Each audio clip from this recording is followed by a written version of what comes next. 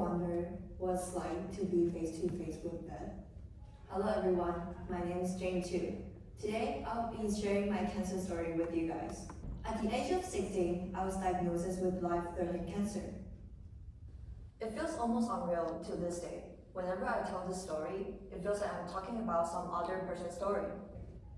Exactly 1 year ago, I was halfway through my chemo, and I was questioning every single meaning of my life. Will I ever make it? I thought it was an ordinary checkup when I first arrived at the hospital. I only knew something was wrong when the doctor told me to have a private talk with my parents. When I entered the room, it was a deafening silence. My doctor looked me in the eye and said, "If you don't get any treatment done, you'll die in 1 year."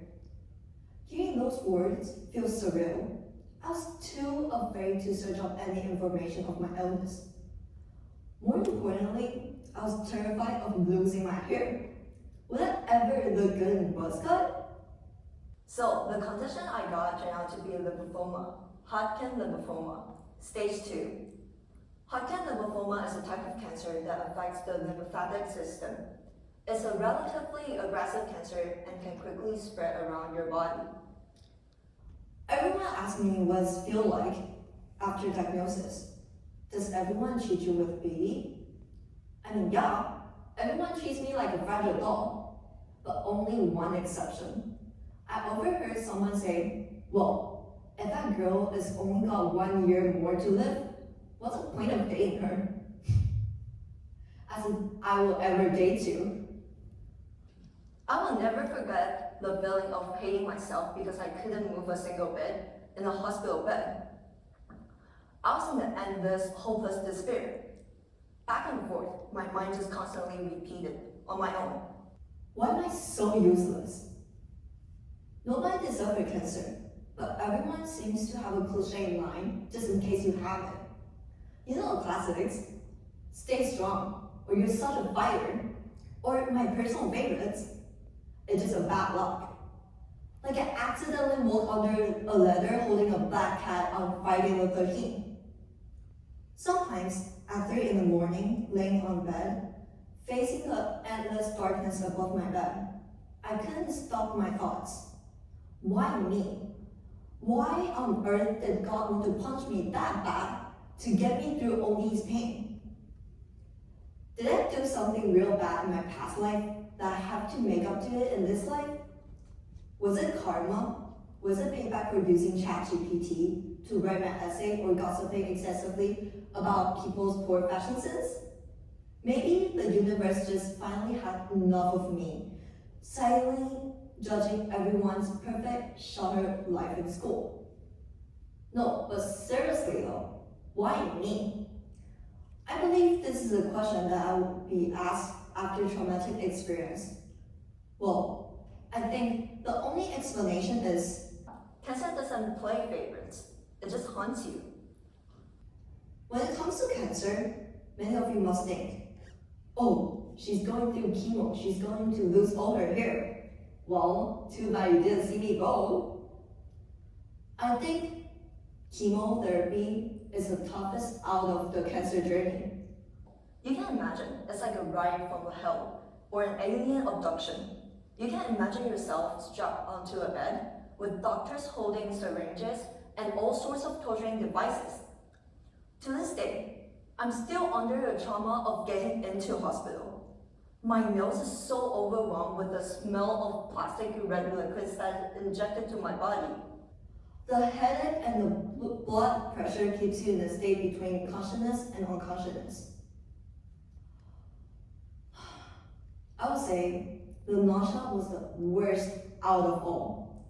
Let me explain. While the process of chemo is lying down and receiving the injection, your body's strong reaction to the medicine will wake you up from the half-asleep zone and immediately reacts to it, leading to a violent vomiting. One time, it was so bad that I fainted and got to the ER. During the first half of my chemotherapy, I questioned the meaning of my life every single day. And honestly, to this day, I still haven't found the meaning of my life. What's even worse is that I didn't find any support from my family. They even got me to a gynecology checkup just because they're so worried about they're not having a grandson in future. I have to suck it all up and then be independently to go through this all by my own.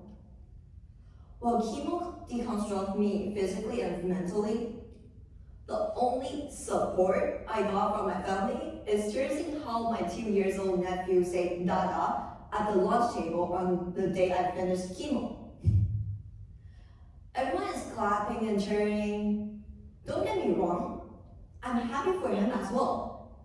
But it's just that maybe the words, "Thank you for holding up," "Well done," were too much to ask for.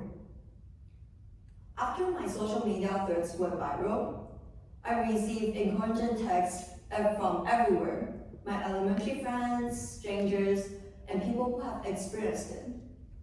As a result, I decided to establish WEG platform for myself. I want to do something to change the society. At least maybe to give comfort to someone in another corner of the world, to tell him or her you're not alone.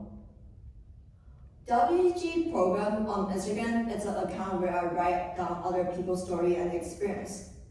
The process of recording people's stories was extremely painful because I hated to see anyone to suffer from all these pain. One story got me really hard.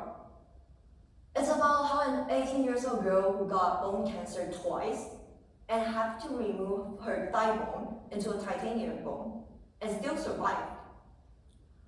This story inspires me to take an action. I believe most of you guys attended to Chou House talent show. We are thrilled to announce that we are collaborating with Kobe Chou House in the future. We're planning for a series of get-to-know-them stories and offering accompanying with kids.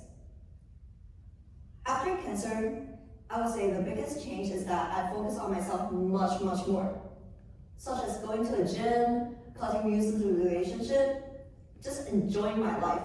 Basically, I'm prioritizing my feelings in the first place. Try whatever sounds interesting, and honestly, I just don't care about others' opinions at all right now. Life is way too short. You'll never know which comes first, tomorrow or an accident. if I can survive cancer, I believe nothing can beat me down again. They say that everyone has 2 lives, and the second life only begins when you realize there's only one life to live. Thank you.